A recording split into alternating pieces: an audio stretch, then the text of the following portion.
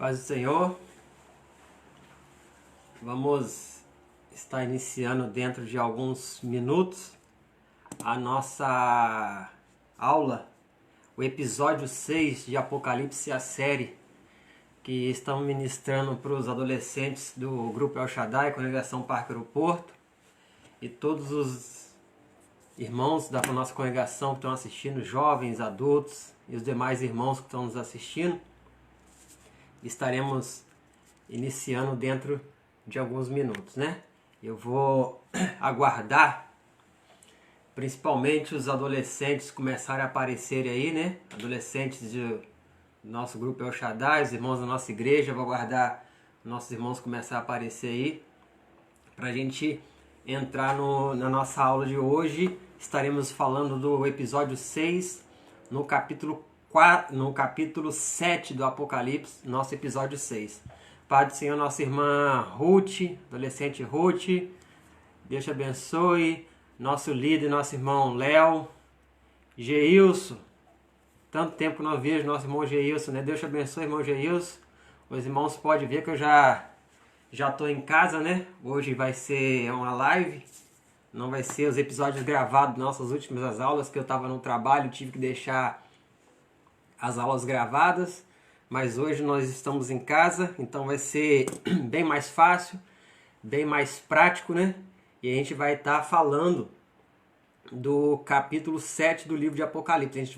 Nós vamos estar lendo juntos esse capítulo 7, e conforme nós temos feito, estaremos analisando cada um dos versículos. São 17 versículos que tem no capítulo 7 de Apocalipse, e estaremos analisando cada um desses versículos, né?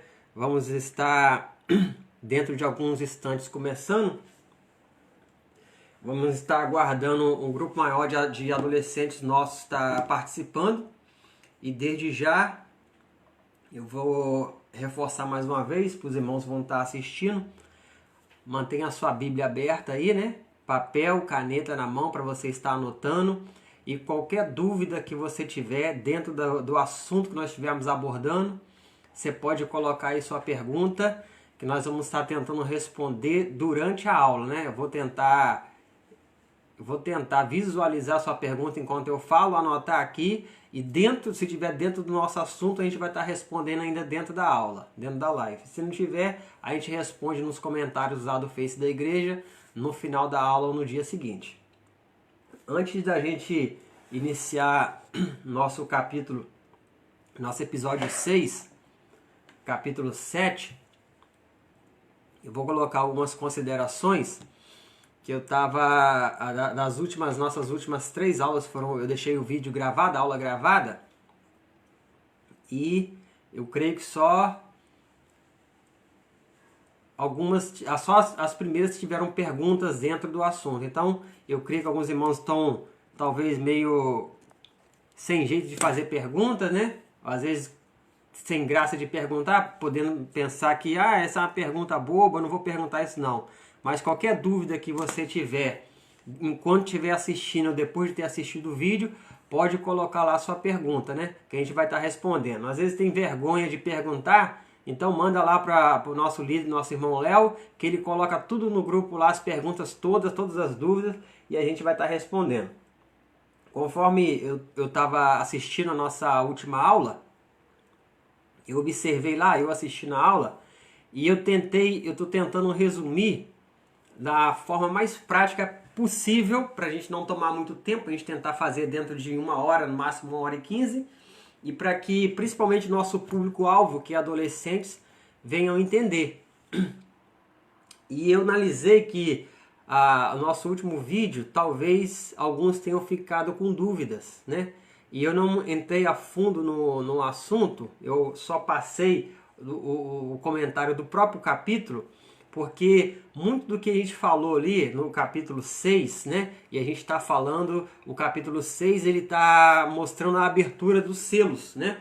Os 6 primeiros selos são abertos no capítulo 6. Então, o capítulo 6 relata do primeiro selo ao 6º selo. E eu creio que talvez alguns tenham ficado com dúvidas, apesar de eu ter falado de forma bem resumida.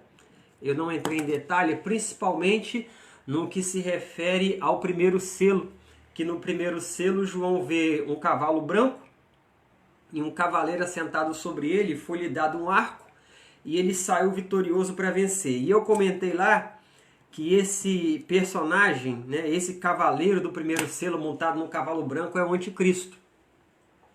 E eu não entrei muito em detalhe porque no capítulo 17 do Apocalipse a gente vai estar falando só sobre o anticristo.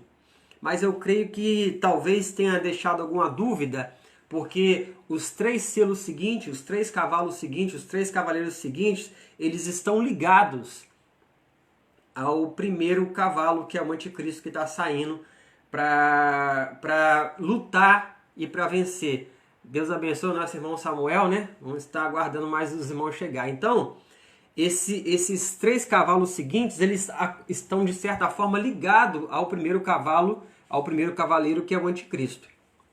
E a gente vai estar abordando todos os detalhes em relação a isso no capítulo 13. Então, para não ficar dúvidas sobre o episódio passado, né, que a gente relatou o capítulo 6, a abertura dos 6 primeiros selos, eu estava lendo, né, e meditando um pouco mais sobre o personagem do anticristo, que a gente vai falar só sobre ele no capítulo 13. Está pertinho, a gente já falar hoje sobre o capítulo 8 já, então eu creio que daqui a pouquinho está chegando lá.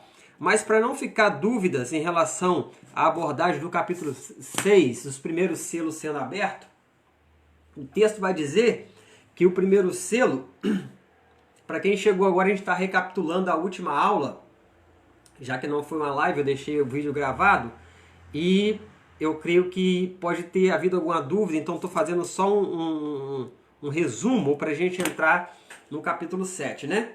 Então o que acontece lá? Quando o texto vai dizer que ele vê o cavaleiro montado no cavalo branco e ele sai, é dado um arco a ele, ele sai para vencer.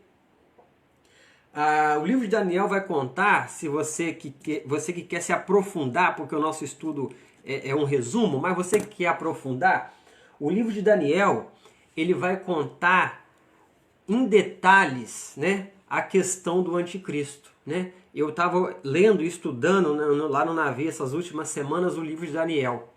E é um livro muito interessante, principalmente para você que gosta de ler e meditar na Bíblia e para você que gosta de escatologia.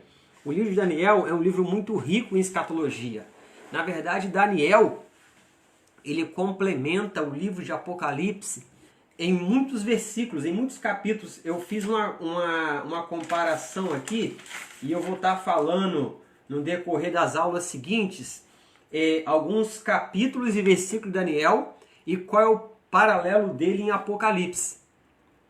O interessante é que quando a gente vê o livro de Daniel e Daniel fala do anticristo, Daniel fala da primeira figura que simbolizou o anticristo, que foi Antíoco Epifânio, e que esse rei, esse líder, né, o que ele fez contra o povo judeu, né, Daniel registra ali muitos anos antes dele aparecer. E se você que gosta de ler a Bíblia, e você pode observar como a Bíblia é real, porque a gente lê o livro de Daniel e a única coisa que a gente guarda, né, desde a nossa infância, é aquela história de Daniel indo para a Babilônia, Daniel na cova dos leões. A gente grava aquela história lá dos jovens na fornalha ardente, ou seja, só a parte da história que a gente guarda. Agora a parte profética, a parte escatológica do livro de Daniel, muitas vezes a gente não parou para tentar. Se você observar, o capítulo 2 de Daniel, logo no comecinho do livro, existe o relato de um sonho que o rei Nabucodonosor, que era o rei da Babilônia, que é o império que dominava o mundo, no capítulo 2, conta que esse rei teve um sonho. E no sonho desse rei, ele vê uma estátua. E essa estátua era muito grande. Olha como que a gente precisa conhecer a Bíblia para entender o Apocalipse. E eu vou repetir isso em todas as nossas aulas, né? Que isso é importante demais. Lá no capítulo 2 de Apocalipse, o sonho da estátua de Nabucodonosor, conta lá que ele viu uma estátua, e essa estátua é muito grande.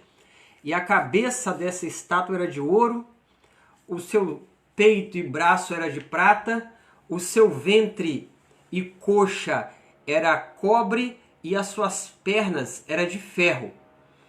E os pés da estátua e os 10 dedos eram uma mistura de ferro com barro. E aquela imagem daquela estátua, nos sonhos de Nabucodonosor, ele não conseguiu entender, e Daniel orou, e Deus deu a ele qual era a interpretação, qual o significado daquela estátua do capítulo 2. Então, o interessante é você notar que desde o capítulo 2 de Daniel, já existe a escatologia, o apocalipse. Ou seja, as últimas coisas estão sendo registradas no livro de Daniel desde o capítulo 2, porque se você ler o capítulo 2, você vai ver lá no capítulo 2 que Deus dá a Daniel o significado do sonho daquela estátua. E você vê aquela estátua, ela tinha 5 materiais diferentes na composição dela: o ouro, a prata, o bronze, o ferro e o barro. E esses 5 materiais diferentes formavam essa estátua. E cada parte da estátua era de um material diferente. E quando Daniel interpreta aquilo ali, Deus dá a Daniel a interpretação, ele passa para Nabucodonosor, Daniel relata que cada parte daquela estátua simbolizava um império que estaria dominando o mundo conhecido da época.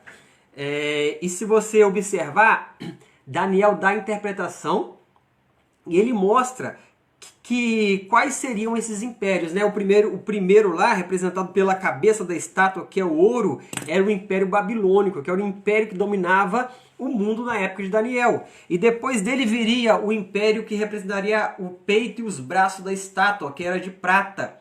E por que os 2 braços? Porque foi a fusão do Império Medo e Persa, né? Os 2 braços da parte do peito da estátua que era de prata, ou seja, 2 reis se uniram, 2 reinos, os medos e os persas, e formaram um império que destituiu, ou seja, ele derrubou o Império Babilônico e assumiu o domínio do mundo, que é a parte de prata do peito e os braços da estátua. Só que quando Daniel revela isso, tem essa visão, quem dominava o mundo ainda era a Babilônia. Ou seja, Daniel revelou que após a Babilônia havia um império que ia destruir a Babilônia e dominar o mundo anos e anos antes desse império sequer surgir. Aí depois, se você continuar lendo, capítulo 2 ainda, fala que a parte do ventre e as coxas dessa estátua era bronze. Né? Era de bronze. E lá, se você for ler, ele fala que existiria o Império Grego, viria o Império Grego que ia destronar o Império Medo e Persa e assumir o controle do mundo. E, Pai do Senhor, jovem Stephanie está nos assistindo, Deus abençoe, né? E o Império Grego, ele ia destronar os medos e persas e assumir o controle do mundo. E depois desse império, Daniel vê um império muito forte que viria e destruiria o Império Grego. Esse império ele não dá o nome, mas nós sabemos pela história que foi o Império Romano, que as pernas eram de ferro. Ele passava e esmagava tudo que tinha pela frente. Aí nós estamos no capítulo 2 de Daniel. Só que você pular a leitura para o capítulo 7 de Daniel, ele vai contar sobre esses impérios e ele vai falar um pouco sobre o homem que dominaria esses impérios. Que ele fala lá sobre o urso, sobre o carneiro, sobre o bode. Só que é uma visão profética que Daniel tinha, só que Deus deu a Daniel qual era o significado de tudo isso. E lá no finalzinho, né, Daniel conta ainda, lá no capítulo 7, sobre um homem valente que ia aparecer e ele ia derrotar o povo santo e ia profanar o santuário. Ele está falando de um rei. E ele está contando sobre um rei que quando o Império Grego ele perde o poder, né? Alexandre o Grande morre, o Império Grego é dividido para os seus 4 generais, né? Seus 4 generais assumem o controle do Império Grego e divide o Império Grego em 4 partes. né? E Daniel está contando isso no capítulo 7. Isso é mais de 200 anos antes de acontecer. Só para você ter uma noção do que nós estamos falando de escatologia no livro de Daniel, para a gente entender o Apocalipse. E quando esse Império Grego ele é dividido para os 4 generais de Alexandre o Grande, Daniel vai contar que uma parte dessa divisão tenta sobressair sobre a outra, que é a parte síria que tenta sobressair sobre a parte egípcia. E a parte síria do Império Grego dividido foi da onde surgiu o Antíoco Epifânio, que é um dos símbolos do anticristo no livro de Daniel. E Daniel fala sobre esse homem que ia surgir anos e anos antes de ele aparecer e o que ele ia fazer contra os judeus, né? A profanação que ele ia fazer, porque esse homem ele surgiu lá e ele queria que os judeus o adorassem como se fosse um deus. E os judeus não aceitaram adorar esse homem como se fosse Deus. E esse homem profana o santuário, ele ergue um altar ao deus grego dentro do templo, dentro do pátio lá do templo judaico. Ele profana o santuário, mata milhares de judeus que não querem se prostrar e adorar a ele. E ele é um tipo mais perfeito do anticristo que existiu. E ele causa lá a revolta dos macabeus, que estaria registrado naquelas 4 páginas em branco que tem na sua Bíblia antes de começar o Novo Testamento, antes de começar o livro de Mateus. Então, quando Daniel relata essa história, por que eu estou contando isso para você entender o capítulo 6 que nós abordamos de forma bem resumida, e eu creio que deve ter ficado alguma dúvida sobre o capítulo 6. Então, quando Daniel aborda essa história, ele está falando de Antíoco Epifânio, que já veio, quando Daniel escreveu, ele nem existia ainda, nem era nascido. Ele já veio, fez tudo isso, só que Daniel olha para um futuro mais além e fala que essa mesma situação ia se tornar a repetir. E essa situação vai repetir na época da grande tribulação. É algo que ainda vai acontecer, ou seja, Daniel revelou algo que já se passaram mais de 2.500 anos, ainda não se cumpriu, mas vai acontecer, vai cumprir. Então, quando Apocalipse capítulo 6 fala que o anticristo vai sair com arco para vencer, lá em Daniel fala que quando ele assumir o controle, ou quando ele sair, quando ele aparecer na história mundial, ele vai tentar assumir o controle de parte do mundo. Para isso, ele vai se unir a 10 reis, que são os 10 dedos da estátua do capítulo 2 de Daniel.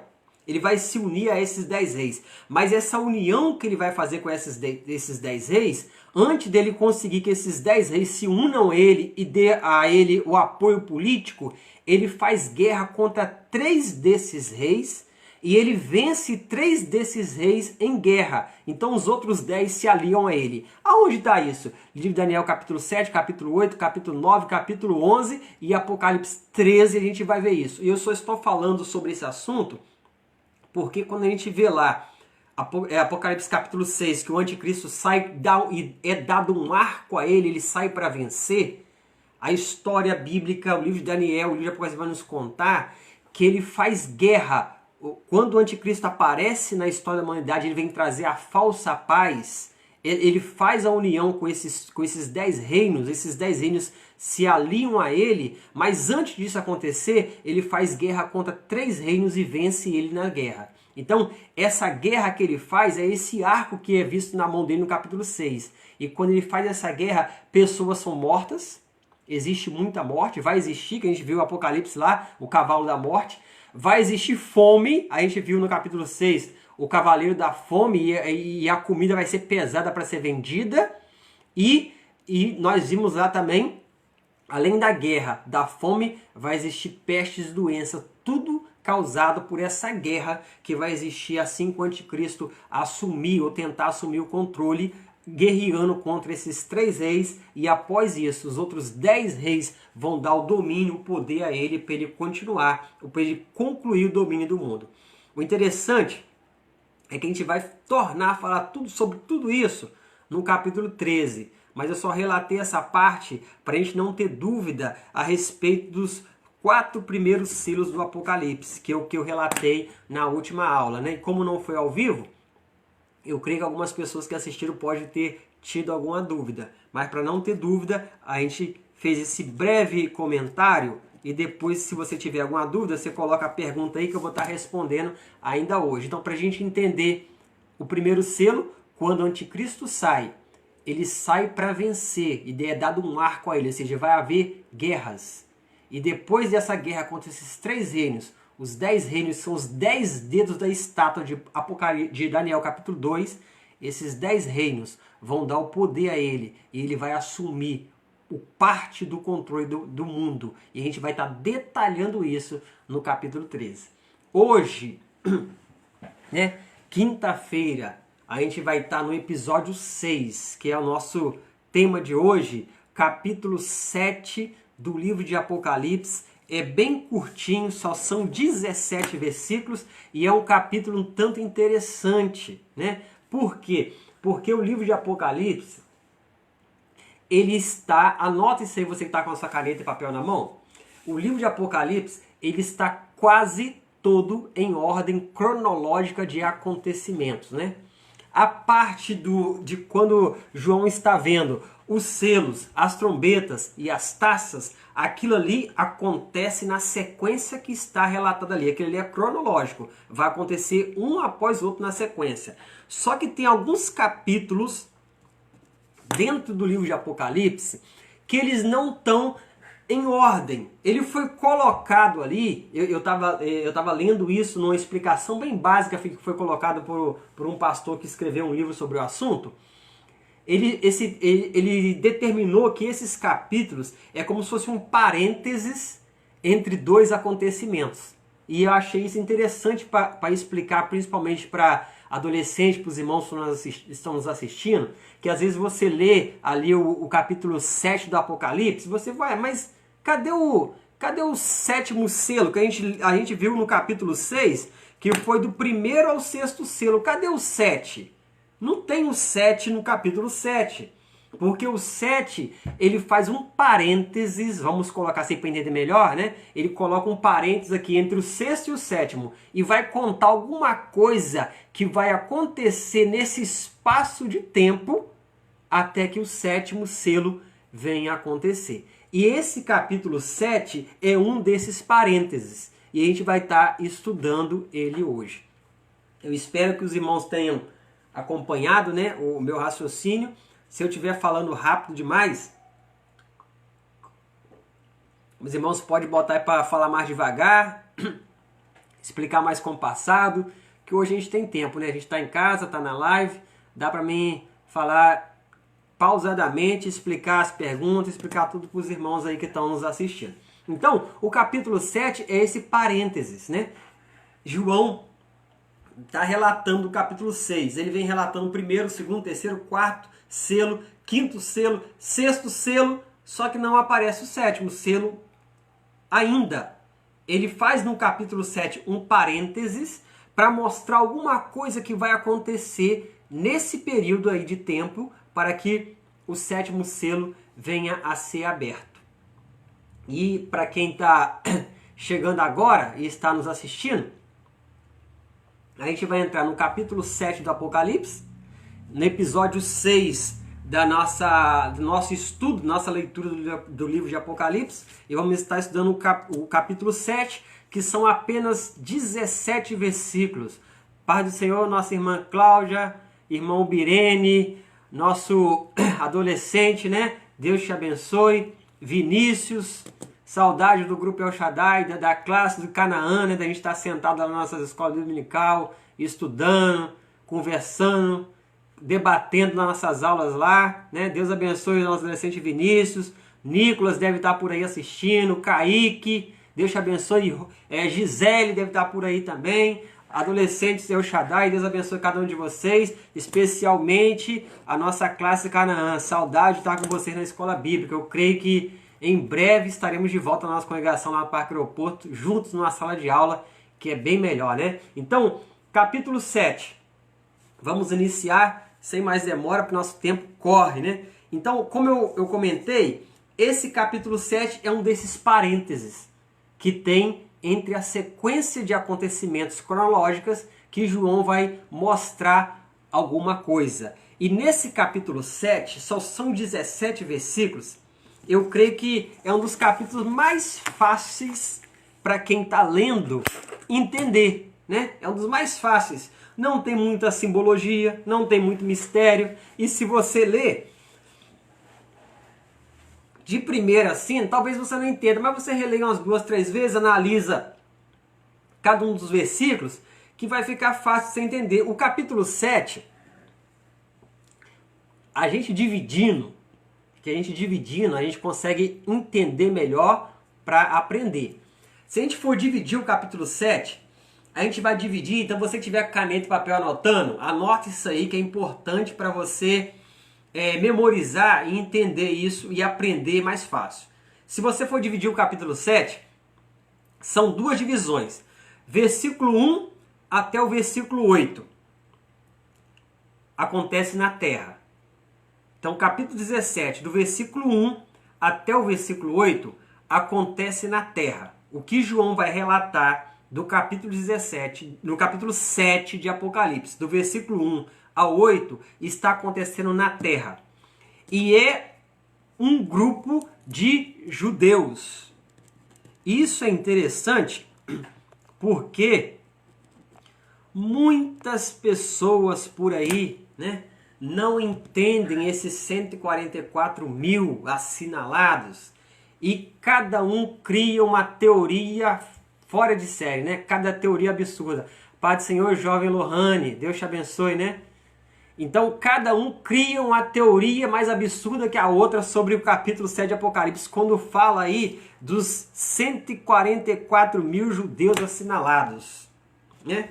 Então, o capítulo 7, do versículo 1 até o versículo 8, acontece na terra e vai relatar um grupo de judeus assinalados, ou seja, marcados.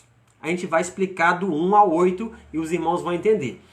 Do versículo 9 ao versículo 17, a cena se passa nos céus, não está mais na terra. Olha que interessante, dentro do mesmo capítulo, capítulo 7, 8 versículos é o relato do que está acontecendo na terra.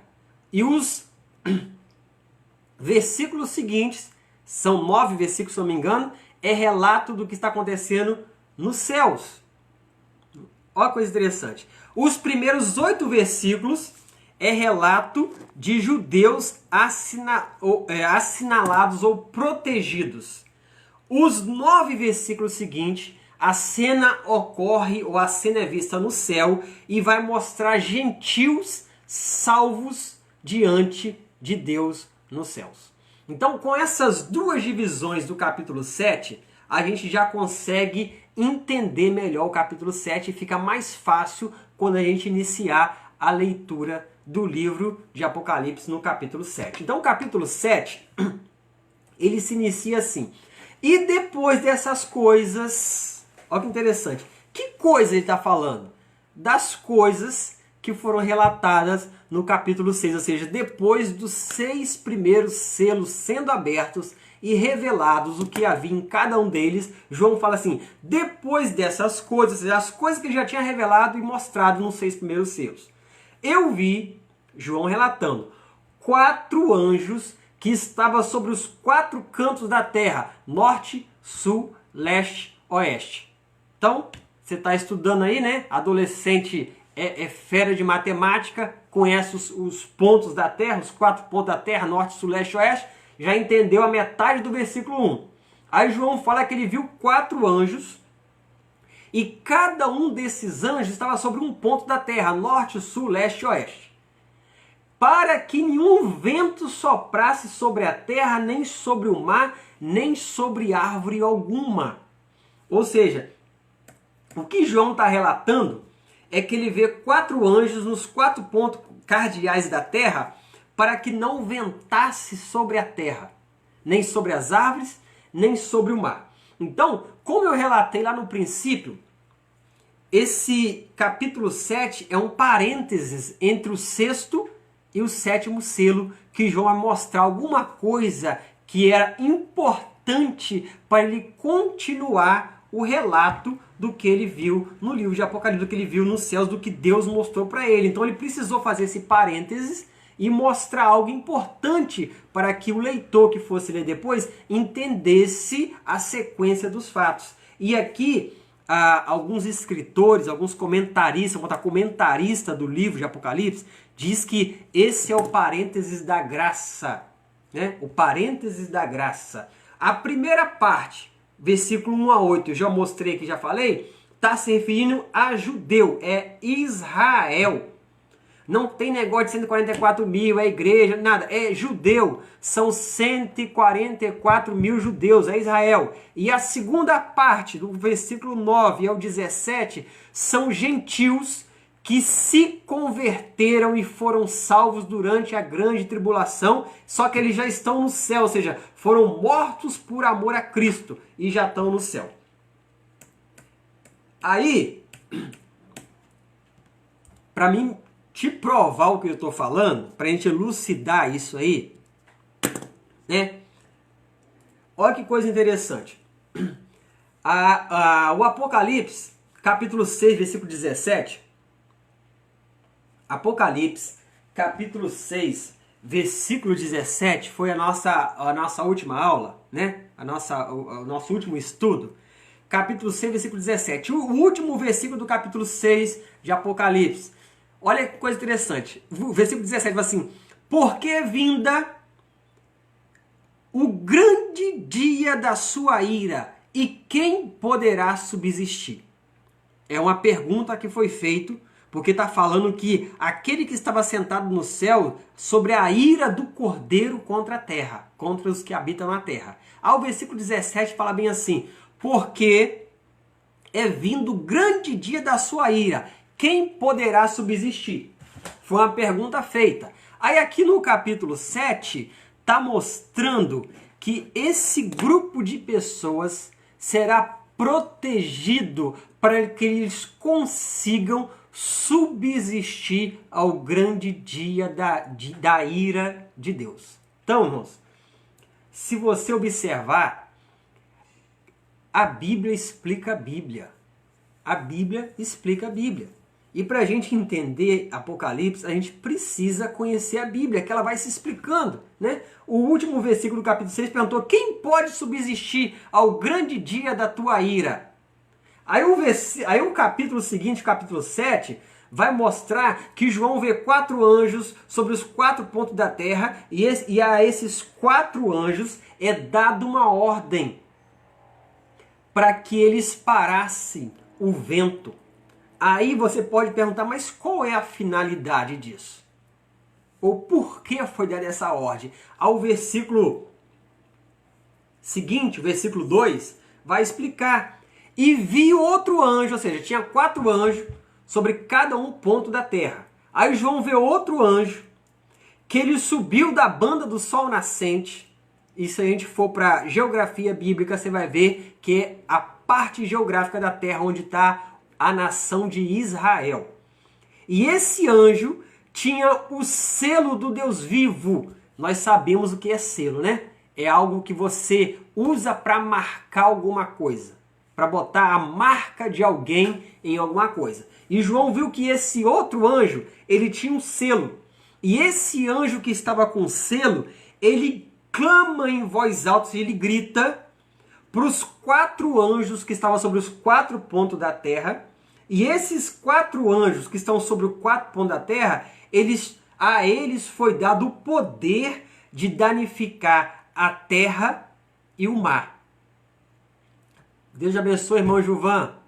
Deus te abençoe, a paz do Senhor. A esses 4 anjos foi dado esse poder. Só que esse anjo que sobe com o selo de Deus, ele grita para esses 4 anjos que tinha autorização para danificar a terra, ele grita o seguinte, versículo 3: não danifiqueis a terra, nem o mar, nem as árvores, até que hajamos assinalados nas testas dos servos do nosso Deus.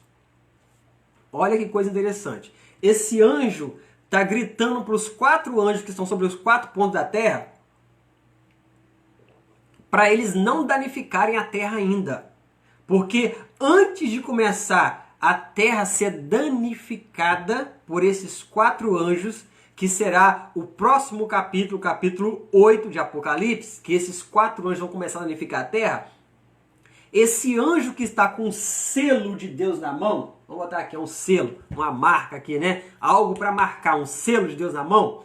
Esse anjo grita para esses 4 para eles não danificarem ainda, porque esse anjo com selo, ele tem uma missão a realizar. E qual é a missão dele? Marcar na testa os servos de Deus. E essa marca na testa dos servos de Deus não é algo novo na Bíblia, né? Não é algo novo na Bíblia, porque eu relatei aqui que dos 39 livros do Antigo Testamento, Apocalipse faz referência a 27 deles. A 27 deles você encontra referência no livro de Apocalipse. E esse fato de você marcar alguém como pertencente a Deus não começa em Apocalipse. Aí você que estuda, você vai achar esse fato em Ezequiel. Aí você pode pensar, então começou lá em Ezequiel, né? Marcar alguém para mostrar que pertence a Deus. Não. Se você voltar um pouquinho, você vai encontrar isso lá no livro de Êxodo.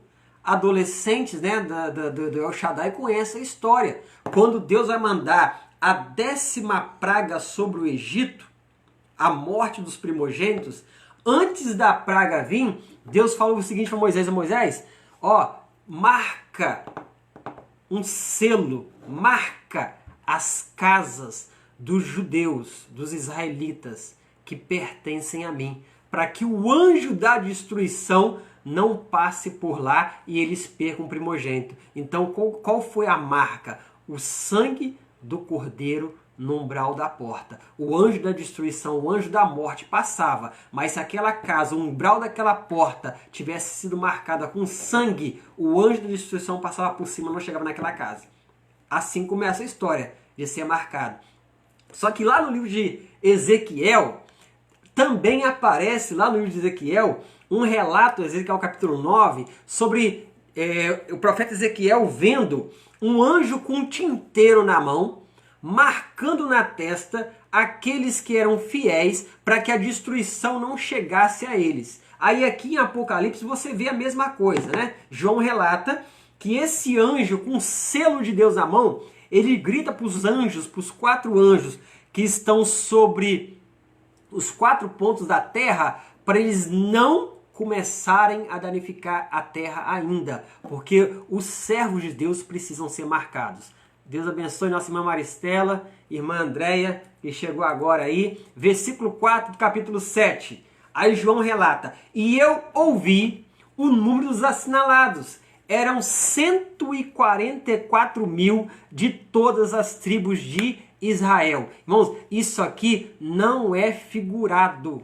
Isso aqui é literal. E tem muita gente que faz confusão, entende de outro jeito. Não tem como você entender nem interpretar de outro jeito. São 144 mil judeus. Tá escrito, bem estampado aí. Não cabe interpretação, né? São 144 mil. O anjo está com o selo de Deus na mão. E ele vai descer em Israel. Nesse parênteses do capítulo 7, que é entre o 6º selo que já aconteceu e o 7º ainda não aconteceu. Então, nesse espaço de tempo aí, o anjo vai descer em Israel com o selo de Deus na mão e vai marcar na testa 144 mil judeus, para mostrar que esses 144 mil judeus pertencem a Deus e eles serão protegidos de toda aquilo que o anticristo vai infligir contra os judeus principalmente, né? Que a gente vai relatar isso na sequência do nosso estudo. E esses 144 mil vão ser protegidos porque estão selados e marcados por Deus como pertencente a Ele. O versículo falou que eles são servos do nosso Deus. O anjo falou, eles são, marque os servos do nosso Deus. E por que servos? Porque eles vão fazer uma obra para Deus na terra durante o período da tribulação. E eles vão fazer isso não só na região lá de Israel, na região de Jerusalém, mas nós entendemos quando lemos a história que aquilo que eles vão fazer para Deus vai abranger boa parte do mundo na época lá da tribulação, na época que esses 144 mil judeus vão atuar. Se você continuar lendo, fala que de todas as tribos dos filhos de Israel, então não cabe interpretação, né, de alguém achar e faz cada teoria, né, sobre quem são 144 mil de Apocalipse, capítulo 18, são judeus. Judeus mesmo, 12 mil de cada tribo. Se você for continuar lendo o versículo seguinte, ele vai falar da tribo de Judá, 12 mil, da tribo de Ruben, 12 mil, da tribo de Gad, 12 mil. Ele vai descrever as 12 tribos de Israel e vai falar que é 12 mil de cada tribo. Quem está ouvindo, quem está estudando, eu creio que já tem dúvidas. Pode ser que já tem até perguntas aí, né? Alguns estão meio sem jeito de botar pergunta, de perguntar. Mas eu creio que a pergunta é: qual a função desses 144 mil judeus na grande tribulação? Seria a pergunta que muitos jovens, adolescentes, né, os irmãos estão ouvindo, ia fazer. Por que eles são selados? Seria outra pergunta, né? O porquê que eles são selados, eu já comecei a comentar, né? Esse selo, ele garante ou mostra que esses judeus são propriedade exclusiva de Deus.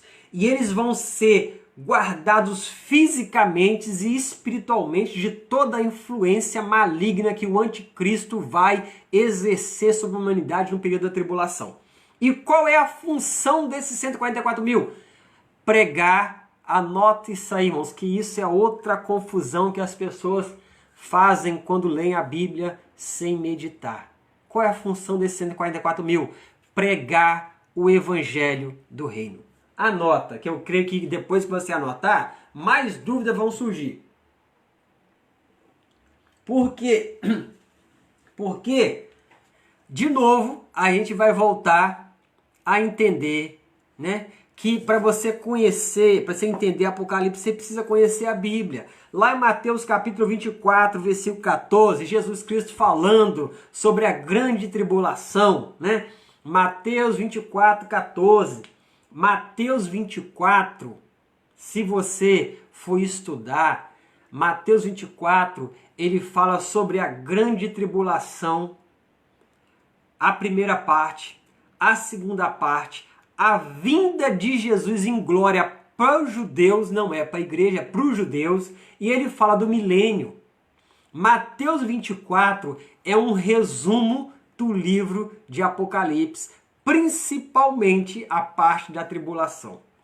Infelizmente, muitas pessoas leem Mateus 24 e vão pregar sobre vinda de Cristo para a igreja, arrebatamento, só que não tem nada disso em Mateus 24.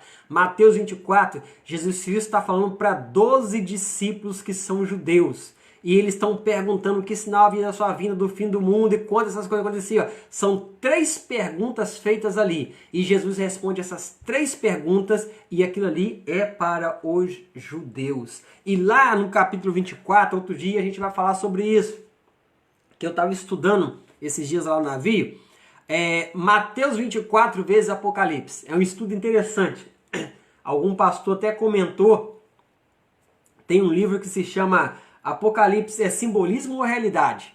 Ele mostra que tudo no Apocalipse é realidade. Enquanto muitas pessoas estão falando que ele é tudo simbólico, esse pastor mostra que é realidade. E nesse livro ele compara, ele mostra Mateus 24 e Apocalipse. Ele faz uma comparação, ele mostra exatamente o que eu estou falando para você. Tudo em Mateus 24 é referência da grande tribulação. E vai ter algum momento que a gente vai fazer um parênteses no nosso estudo para falar da grande tribulação. Porque ela começa lá no capítulo 6, vamos botar assim, né? Na verdade, ela começa no final do capítulo 4, quando a igreja é arrebatada. A igreja não está mais aqui no capítulo 3, perdão. A tribulação começa lá no final do capítulo 3. No capítulo 3 a igreja sai da terra, não tem mais igreja. Capítulo 4, a visão de João no céu e no capítulo 5, mas no capítulo 6 começa o relato da tribulação na terra.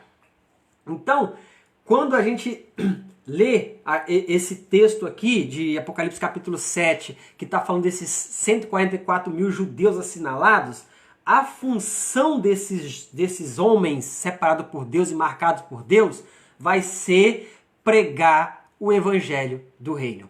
Mateus 24, 14 diz que esse evangelho do reino será pregado a toda criatura, então virá o fim. Não é arrebatamento da igreja, é fim da presente era, é a volta de Cristo para os judeus, é a parousia que a gente lê lá em Tessalonicenses, é Cristo voltando para os judeus, porque para a igreja ele já voltou, a igreja já não está mais aqui. Então, quando Mateus 24, 14 fala que esse evangelho do reino é evangelho do reino, não é evangelho da graça. A igreja prega hoje o evangelho da graça. Pela graça sois salvos por meio da fé. É o que a igreja prega todo dia de culto. Você não está indo na igreja, mas você está assistindo as lives da sua igreja, os cultos da sua igreja, e você está ouvindo e vendo ser pregado o evangelho da graça, salvação pela graça. Mas na época da tribulação, esse grupo de judeus, 144 mil, que foram assinalados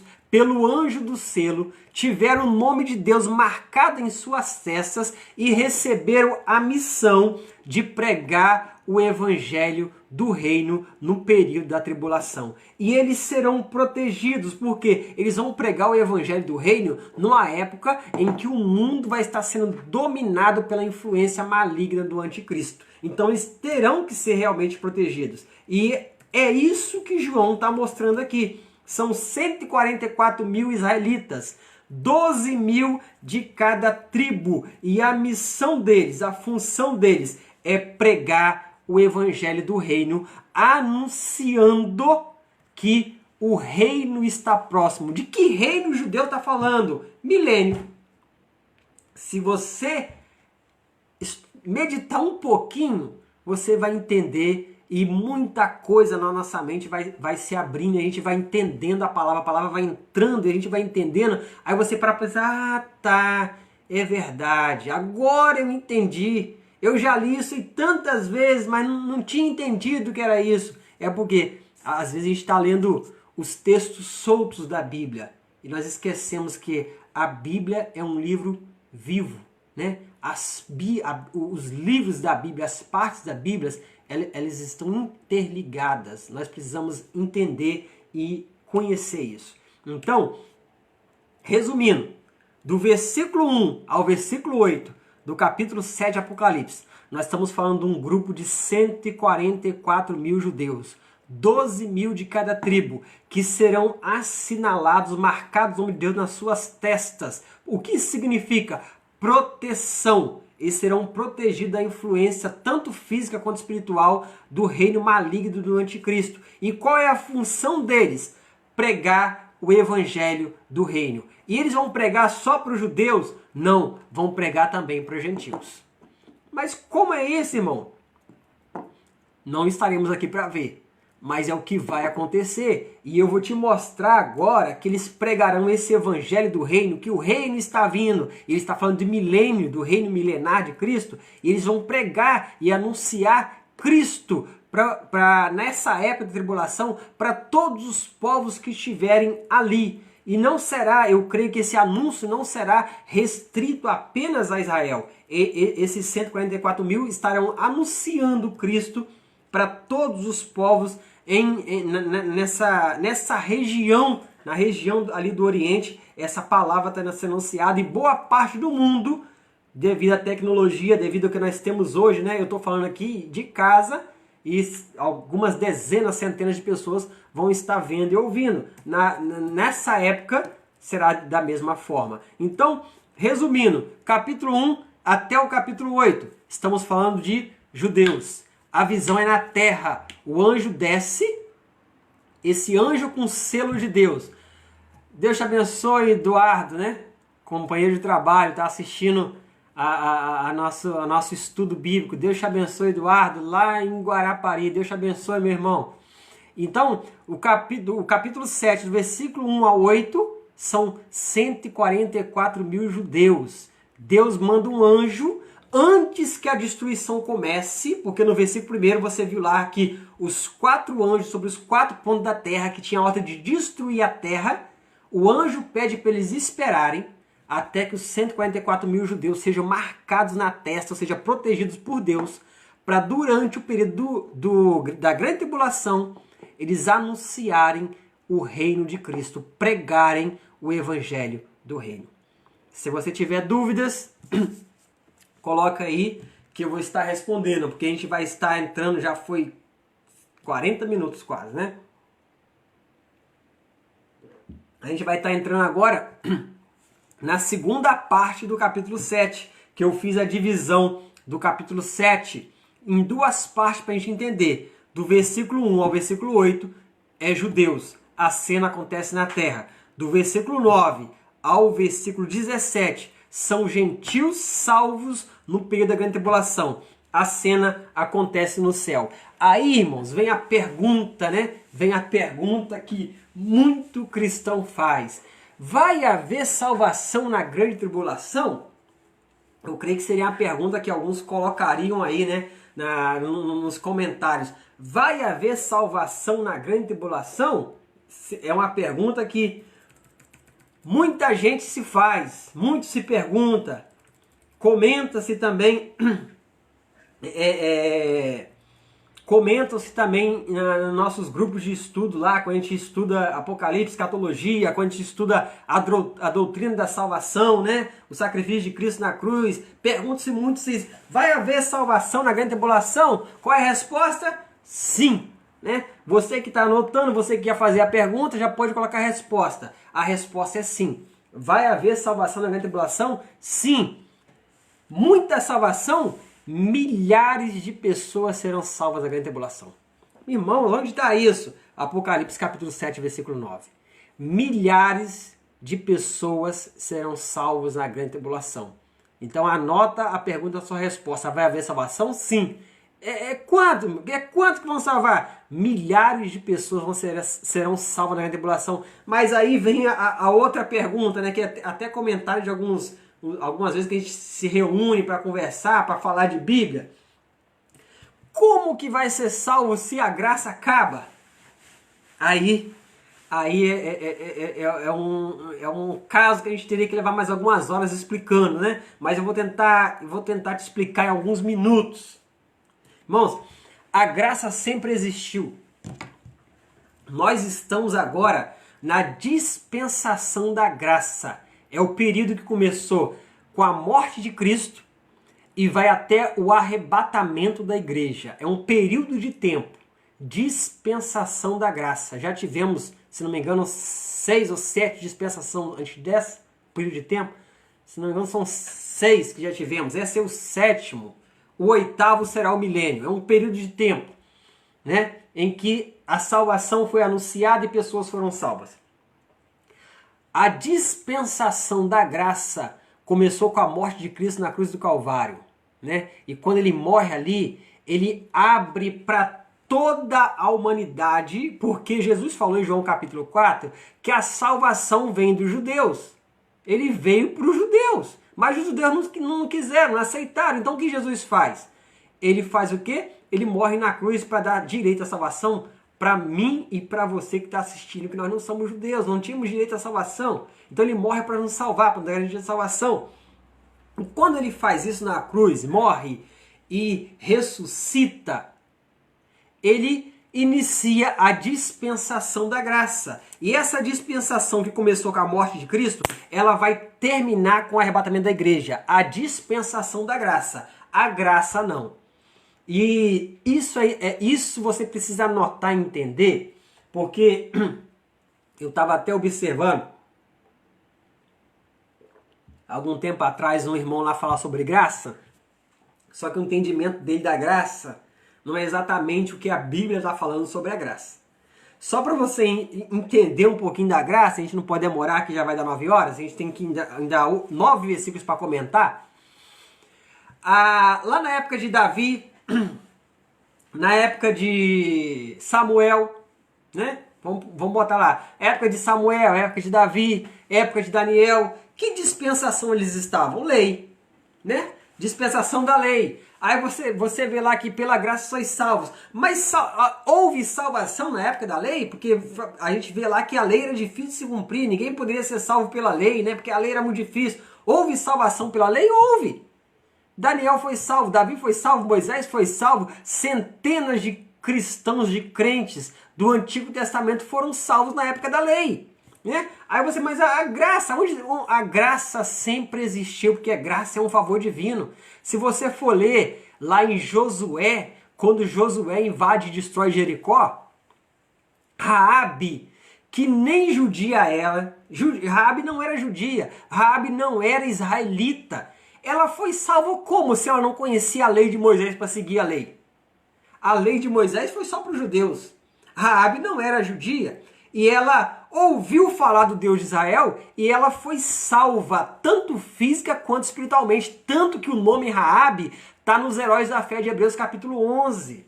Né? A gente precisa atentar para esses pontos quando a gente lê a Bíblia. O nome Raabe está lá nos Heróis da Fé e ela entra na linhagem da descendência de Jesus Cristo. Ela foi salva numa época de lei, só que nem judia era ela. Como que ela foi salva? Quem alcançou ela? A graça de Deus. Então, a graça sempre vai existir. Olha o exemplo de Nínive. Quando Jonas vai pregar em Nínive, a época de Jonas, o profeta Jonas lá, o profeta menor do Antigo Testamento, ele vivia a época da lei, só que a lei era para os judeus. Ele foi pregar lá em Nínive e os ninivitas foram salvos. Como que eles foram salvos sem não obedecer a lei de Moisés? Eles foram salvos como? Pela graça. Deus mandou Jonas, ele pregou a mensagem e a cidade inteira se converteu. Então, vai haver salvação na grande tribulação? Vai. A gente vai começar a relatar sobre isso a partir do versículo 9 de Apocalipse 7. Como eles serão salvos se a dispensação da graça já acabou? A dispensação da graça já acabou. Só que a graça vai continuar atuando. A diferença agora é que esses gentios, né, esses irmãos que serão salvos no período da grande tribulação, eles serão salvos pelo sangue, pela fé e pelo sangue. Né? Eles serão salvos. Né? A graça vai continuar atuando. Mas para alcançar a salvação, eles terão que passar pelo martírio.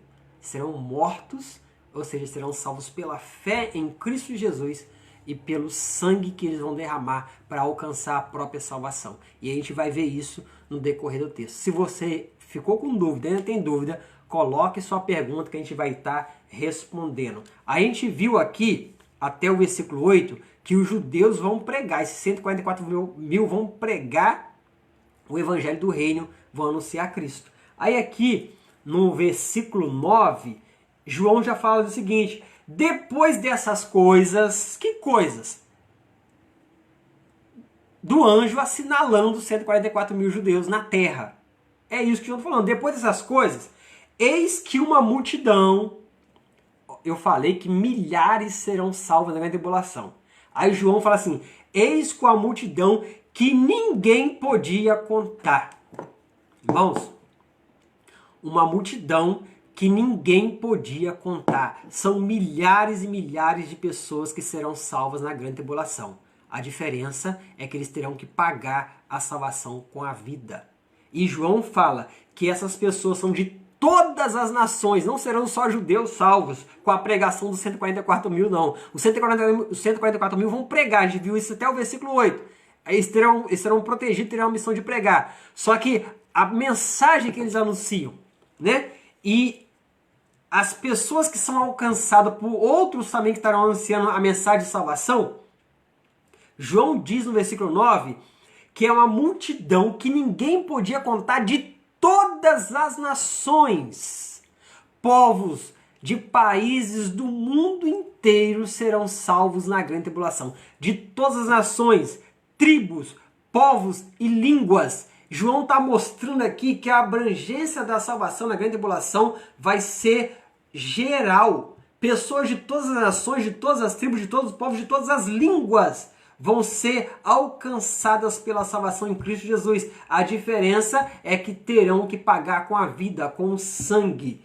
E aqui o versículo continua e fala, João fala, que essa multidão de pessoas de todas as tribos, povos, línguas e nações estavam diante do trono céu, perante o Cordeiro Jesus, trajando o vestido branco e com palma nas suas mãos.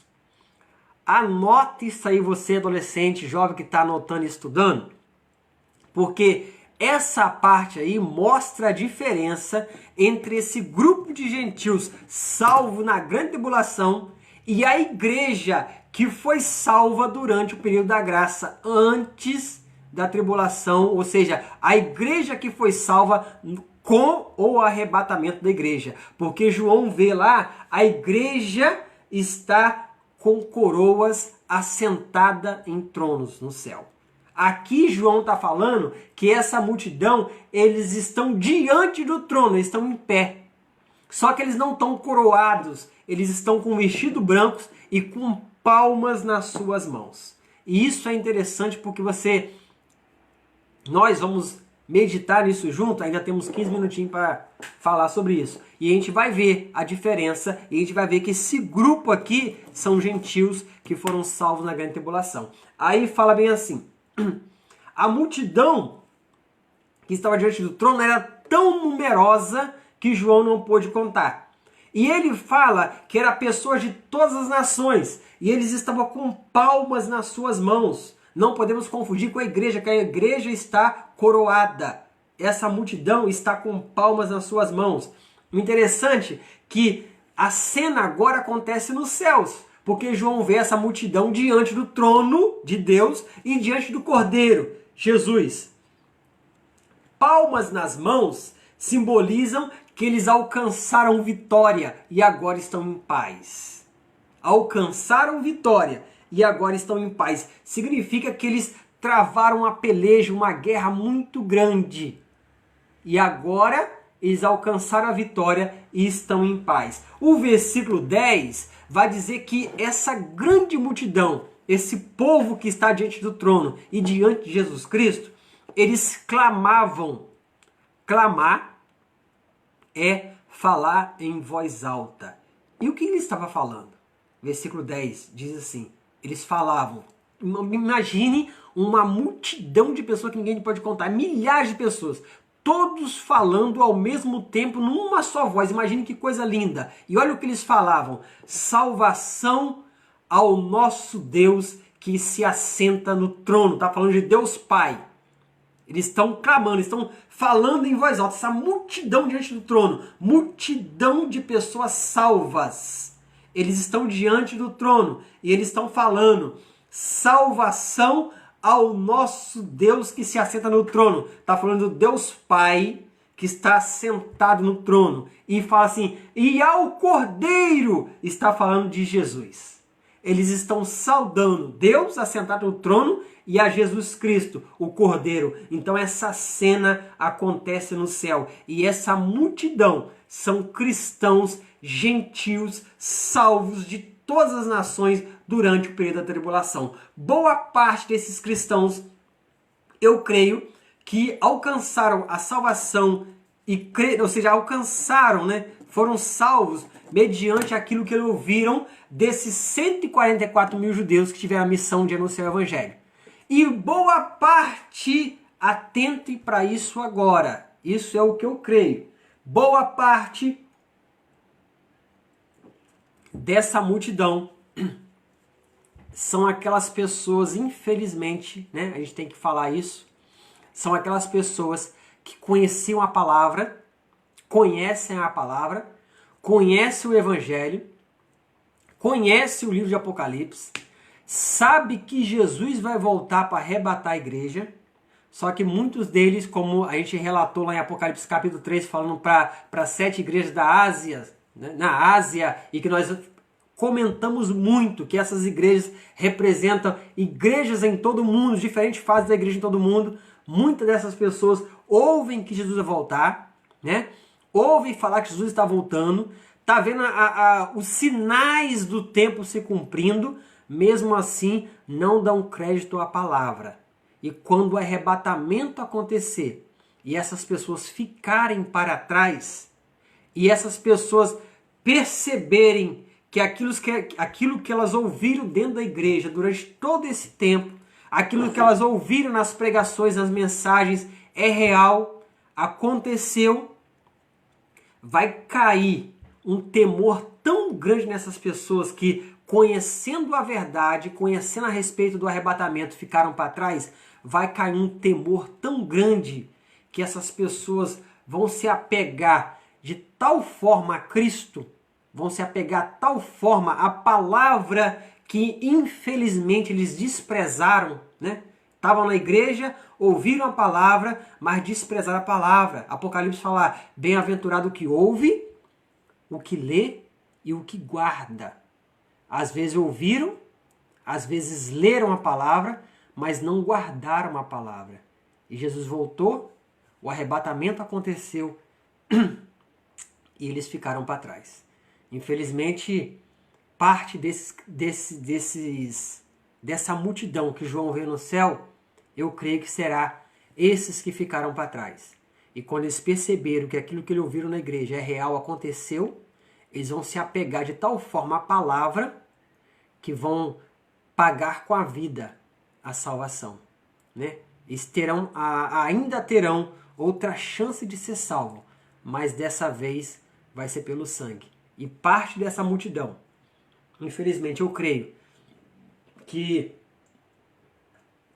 será constituída dessas pessoas que ficaram para trás, porque ouviram a palavra, mas não deram crédito à palavra.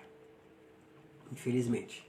Versículo 11 vai dizer que e todos os anjos que estavam ao redor do trono, e dos anciãos, e dos 4 animais se prostraram, ou seja, todos os anjos ao redor do trono, dos anciões e dos 4 animais, ou seja, aquelas 4 criaturas que ficam ao trono de Deus, diante os 4 seres viventes que a gente relatou no Apocalipse capítulo 4, capítulo 5, os 24 anciões que a gente também relatou no capítulo 5 do Apocalipse, e todo o coro de anjos que compõem os céus que estão em volta do trono de Deus. Se você perdeu o capítulo 4, capítulo 5, né? Dá uma olhadinha depois aí no Face da igreja que tem os vídeos lá para você assistir e entender do que estamos falando, porque esses personagens vão continuar acontecendo no Apocalipse, que toda vez que fala do trono, vai falar dos anjos ao redor do trono, vai falar dos 24 anciões e vai falar dos 4 animais ou dos 4 seres viventes. Esses anjos se prostraram com seus rostos e adoraram a Deus. Essa cena de adoração, por que eles se prostraram e adoraram a Deus? Porque eles estão agradecendo a Deus por essa multidão de salvos que compareceu diante do trono. E essa multidão foi salva durante o período da tribulação. Então, para você entender, vai haver salvação, mas será pelo sangue. Então você que está ouvindo, né, adolescente, jovem, o tempo da graça é agora, né? Agora, né, é fácil. Você está, é tão difícil servir a Deus, é tão difícil ser salvo. Não, agora é fácil. Difícil vai ser no período que vai vir, na época da tribulação. Ali sim vai ser difícil. O interessante é que, antes da gente continuar o versículo seguinte, e a gente está falando sobre período de tribulação, a grande tribulação a gente vai detalhar sobre ela, porque o capítulo 8 a gente vai começar a falar da tribulação, né? Só que eu estava estudando esses dias para tentar fazer de forma mais clara possível para o nosso público de jovem adolescente, e eu achei algumas coisas interessantes para a gente assimilar isso aí. A grande tribulação, todos nós sabemos, aprendemos e entendemos que vai durar 7 anos. E esse período de tempo é literal. Literal. São 7 anos de grande tribulação. Anos de 12 meses, 30 dias por mês, e é o período de tempo da tribulação. Serão 7 anos. Só que a grande tribulação, se você for lá estudar no livro de Daniel, eu comentei no começo da nossa aula de hoje, né, que para a gente entender lá episódio do capítulo 6, a gente tem que conhecer o de Daniel. E eu vou falar sobre isso de novo no capítulo 8 e no capítulo 13. A grande tribulação, ela vai abranger um período de 7 anos literais. Só que a grande tribulação, ela é dividida, quando a gente estuda o assunto ali em Daniel e Apocalipse, ela é dividida em duas partes. A primeira metade, 3 anos e meio, e a segunda metade, 3 anos e meio. Só que quando você vê essas duas metades, esses dois períodos de tempo da grande tribulação, a primeira metade de 3 anos e meio é chamado na Bíblia só de tribulação. A tribulação que está por vir, a tribulação que vai atingir a terra. E a segunda metade é chamada de grande tribulação. E eu preciso falar sobre isso com vocês, porque para a gente finalizar o estudo aqui dessa salvação, milhares de pessoas salvas na grande tribulação. Por quê? A primeira parte da grande tribulação, ou seja, os primeiros 3 anos e meio, só acontece, vamos botar assim, quando a gente tenta botar em forma cronológica, a data cronológica disso aí. Nessa primeira metade, esses primeiros 3 anos e meio, só acontece o julgamento dos primeiros 6 selos, que é o que a gente viu até o capítulo 6. A gente viu até o capítulo 6, o capítulo 6 do Apocalipse, a gente viu do 1º ao 6º selo. E nessa primeira metade, esses primeiros 3 anos e meio, vamos botar assim, é isso que acontece. Os 6 primeiros selos sendo cumpridos nesses primeiros 3 anos e meio de tribulação.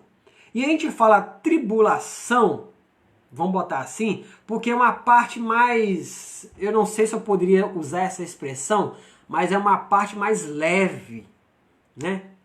Para você, principalmente adolescente, entender. Porque nessa primeira parte vai existir, apesar de existir guerra, fome, morte, peste, juízo de Deus, que a gente viu lá, o juízo de Deus no 5º e no 6º selo, apesar de existir isso, vai ser uma parte mais leve. Por isso essa primeira parte, primeiro 3 anos e meio, por quê? Porque nessa primeira parte, o anticristo, depois de fazer o acordo lá com os 10 reinos que a gente comentou no começo da live, e vamos falar de novo no capítulo 13, ele faz um acordo com Israel, ele faz um acordo de paz com os judeus, e isso é interessante, e nesse acordo que ele faz, uma falsa paz vai reinar sobre a terra nesses primeiros 3 anos e meio, apesar do juízo de Deus estar vindo na forma dos 4 primeiros selos, né? Nessa guerra que o anticristo faz quando ele aparece, na fome, na morte. Essa primeira parte existe uma falsa paz. E nessa primeira parte é que aparece esses 144 mil judeus que nós vimos hoje do versículo 1 ao versículo 8, pregando o evangelho do reino. Eles aparecem nessa primeira parte da tribulação. Nessa primeira parte da tribulação é que também nós vamos ver um número de salvação. Por quê? Porque esse número de salvação na primeira parte, lá no Apocalipse, no capítulo 6, no 5º selo do Apocalipse, nós vimos que existiam almas debaixo do altar. E quando o apóstolo pergunta para o ancião, de onde eles vieram? O ancião fala assim, essas almas clamam por vingança. E elas perguntam, até quando, Deus, não vingarás o sangue nosso e do nosso irmão que habita na terra? Ou seja, essas pessoas, essas almas que estão debaixo do altar, elas foram mortas na tribulação. Então as almas, o corpo morreu lá e a alma está debaixo do altar. Só que aqui no capítulo 7, a partir do versículo 9, João já vê uma grande multidão. E agora já estão diante do altar. Ou seja, é mais pessoas que estão chegando aos céus depois de terem sido mortas na grande tribulação, pagado com sangue, com a vida, o preço para alcançar a salvação. Então, quando essas almas chegam lá, nós entendemos que ainda estamos nessa primeira metade da tribulação, nesse primeiro 3 anos e meio. Porque quando acabar essa primeira parte, esses primeiros 3 anos e meio da tribulação acabar, e começar a chegar lá já ao 4º ano da tribulação, o acordo que o anticristo fez, esse líder mundial fez com os judeus, ele vai quebrar esse acordo. E quando ele quebrar esse acordo, vai começar, vamos botar assim, vai começar realmente, vamos botar dessa forma assim, a grande tribulação, porque o juízo de Deus vai vir contra os ímpios que habitam a terra na grande tribulação. Aí que vai começar o juízo das 7 trombetas e o juízo das 7 taças. As 7 trombetas e as 7 taças, elas começam na segunda metade da grande tribulação, que é a parte mesma, é a parte real da tribulação, é a parte que Jesus Cristo falou assim, ó, se esses dias não fosse abreviado, nenhuma alma sobreviveria. É essa parte aí da tribulação que a Bíblia fala do lamento de Jacó. É essa parte final aí que nós vamos relatar no capítulo 8, no capítulo seguinte. Então, nós entendemos que essas milhares de pessoas diante do trono foram salvas, elas serão salvas nesse período inicial da tribulação. Porque se a gente vai relatar que a partir das trombetas, quando a ira de Deus vem sobre a terra, os homens se endurecem ainda mais. Irmão, mas como é isso? Isso aconteceu com o faraó, né? Quanto mais praga Deus mandava, quanto mais a ira de Deus vinha, mais faraó endurecia. É o que vai acontecer na segunda metade da tribulação. Então nós vemos ali que na segunda metade a salvação vai ser mais difícil, porque os homens, em vez de reconhecerem Deus e reconhecerem que estão passando sobre a ira de Deus, eles se voltam em blasfema contra Deus. Então, para a gente encerrar a nossa live de hoje, né? Nosso tempo acabou. Então, para a gente encerrar, versículo 13, né? Estamos falando dessa grande multidão diante do trono de Deus, Pai, e diante do Cordeiro Jesus. Nós vimos que os anjos se prostraram e adoraram. Ao versículo 13 vai falar assim, um dos anciãos chegou até João e falou assim, João, esse pessoal aí, a linguagem nossa aqui, adolescente, é o Shaddai, ele fala para João, João, esse pessoal aí, né, o ancião perguntando para João, esse pessoal, essa multidão grande, muita gente aí, vestido de branco, quem são eles? E da onde eles vieram? Versículo 13. A pergunta que o ancião faz para João. Ou seja, essa grande multidão tinha acabado de chegar nos céus. Os anciãos já estavam lá. A igreja já estava lá. Os anjos já estavam lá. Algumas pessoas que foram mortas lá no quinto selo, que estão as almas debaixo do altar, já estavam lá. E agora chega uma multidão enorme. Aí o ancião vira para João e pergunta assim, esses que chegaram aí agora, de vestido branco, quem são? E da onde eles vieram? É uma pergunta um tanto engraçada, vamos botar assim, né? Porque João, ele foi levado ao céu para receber a revelação. Ele não sabia, então o ancião faz essa pergunta para ele, uma pergunta tanto interessante, engraçada se a gente for analisar o texto. Aí João vira para o ancião e fala assim, ó, tu sabes, Senhor. Aí o ancião fala assim, ó, estes, essa grande multidão vestida de branco e com palmas à mão e que estão diante do trono, diante do Cordeiro e estão clamando salvação ao nosso Deus que se assenta no trono e ao Cordeiro, estão adorando, esses, é o ancião falando para João, esses são os que vieram de grande tribulação. Lavaram seus vestidos e os branquearam no sangue do Cordeiro. Agora observa bem a colocação do que o ancião fala para João. Esses vieram de grande tribulação. É esse período mais crítico, mais cruel. Já é o início da segunda metade.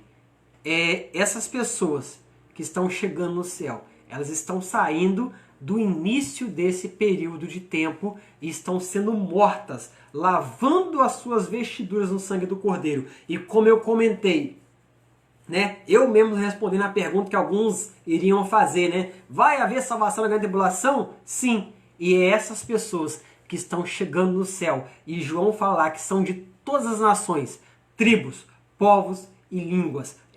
Essa multidão é composta de todas essas pessoas e elas estão chegando no céu. E como eu comentei, né? A dispensação da graça acaba com o arrebatamento.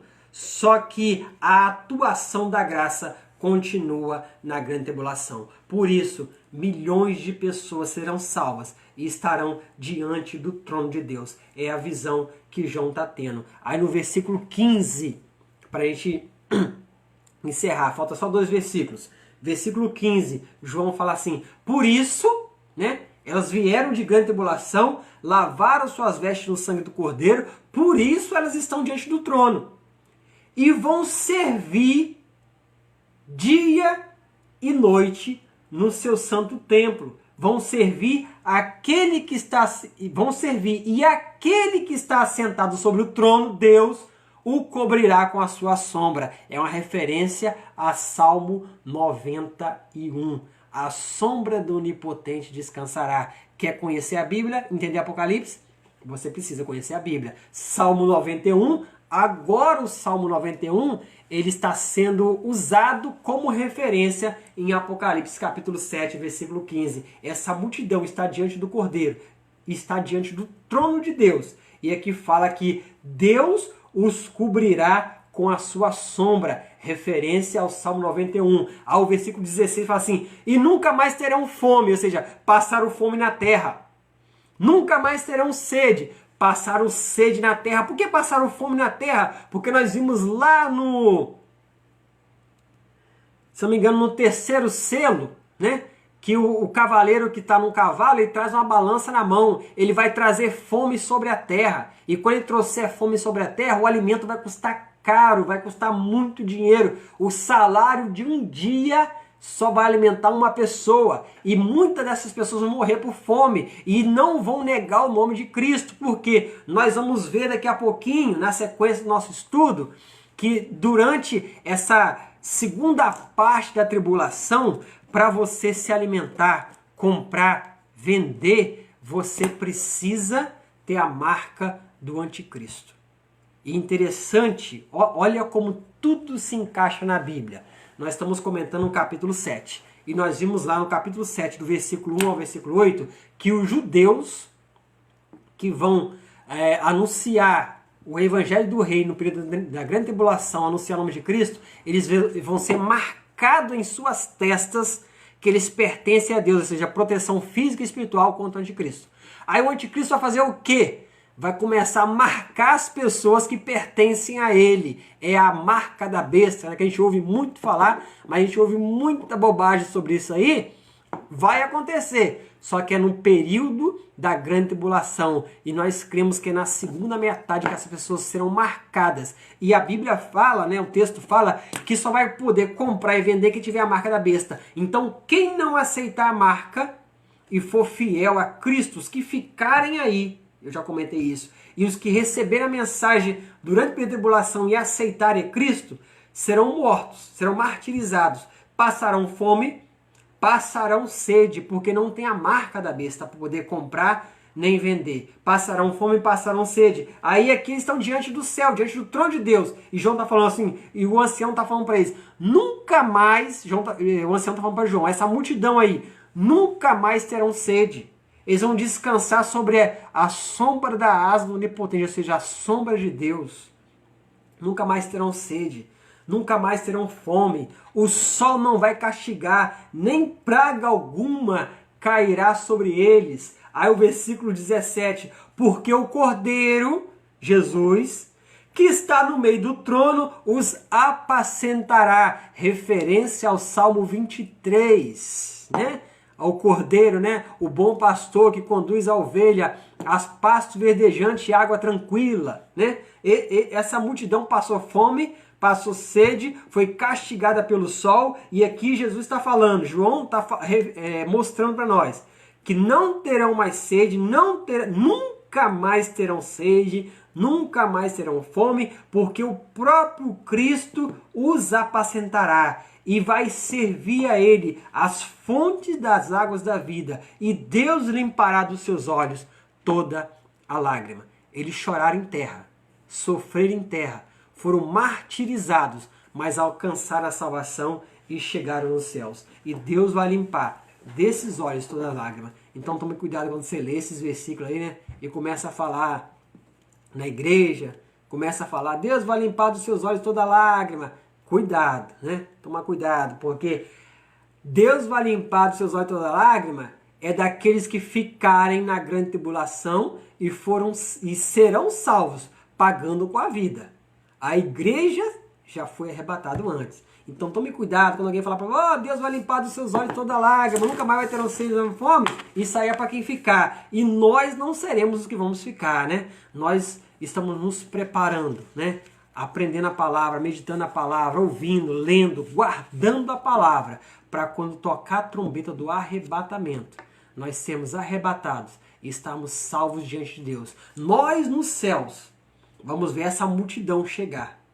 E Deus vai limpar dos olhos dessa multidão aí, ou seja, aqueles que serão salvos no período da tribulação, vai limpar dos olhos desses as lágrimas. Então, irmãos, é por isso que a gente precisa estudar a palavra, né? Abrir a Bíblia, meditar na palavra, estudar, ver cada detalhe, entender, comparar com outros livros da Bíblia, né? Com outras partes da Bíblia para a gente entender e não fazer confusão.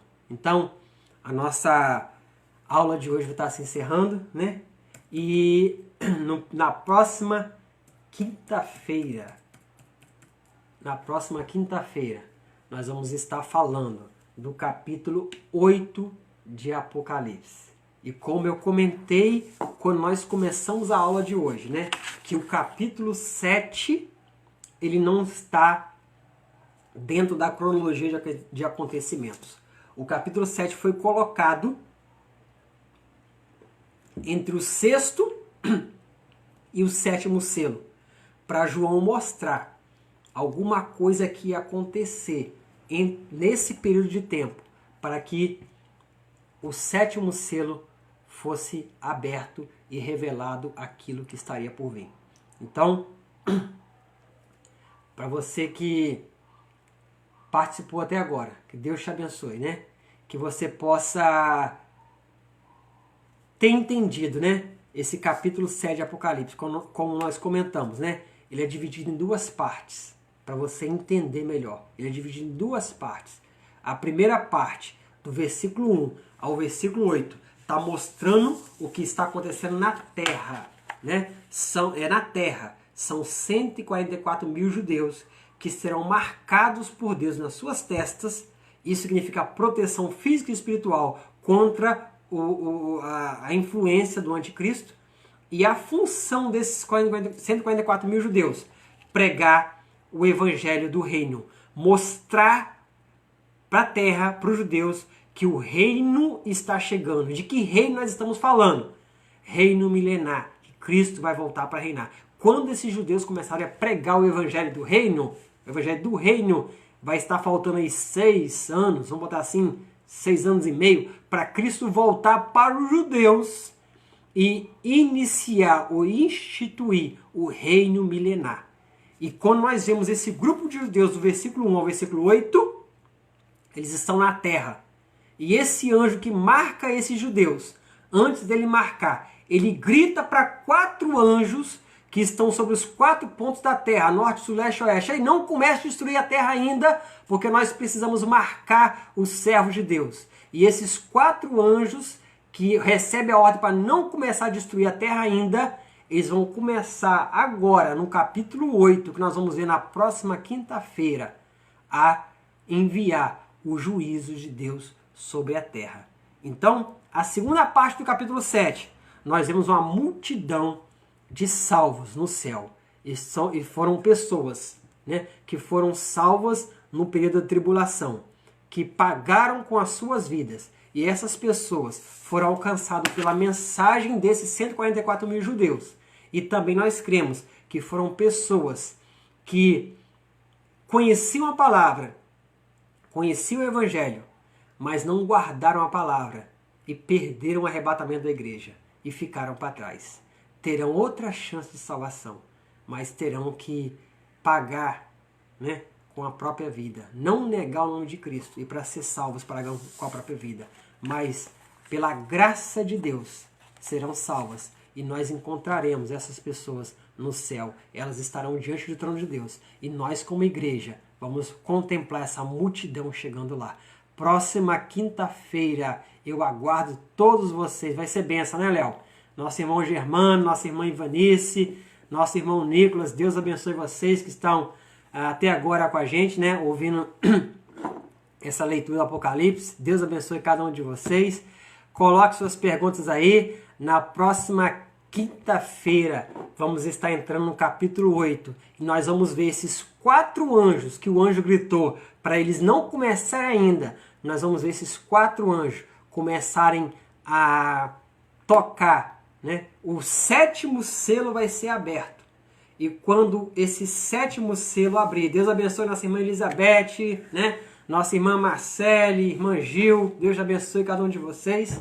E quando o 7º selo for aberto, quinta-feira que vem, João vai ver esses 4 anjos que tinham sido dada a ordem para eles não danificarem a terra ainda, eles vão começar a danificar a terra tocando as suas trombetas. Então, no 7º selo, quinta-feira que vem, anota aí, o 7º selo vai ser aberto. E esses 4 anjos que estavam parados sobre os 4 pontos da terra vão começar a tocar suas trombetas. A primeira, segunda, terceira e a 4ª trombeta. 1/3 da terra vai ser danificado. Nós, igreja, não estaremos aqui. Mas para isso acontecermos, nós precisamos a cada dia, né, nos apegarmos mais a Cristo, né, porque o arrebatamento está aí, o arrebatamento está chegando. E nós, irmãos, nós, igreja, estaremos subindo ao tocar da trombeta e estaremos lá no céu, sempre com Cristo. Deus abençoe cada um de vocês, a paz do Senhor para todos e até quinta-feira que vem, em nome de Jesus. Amém?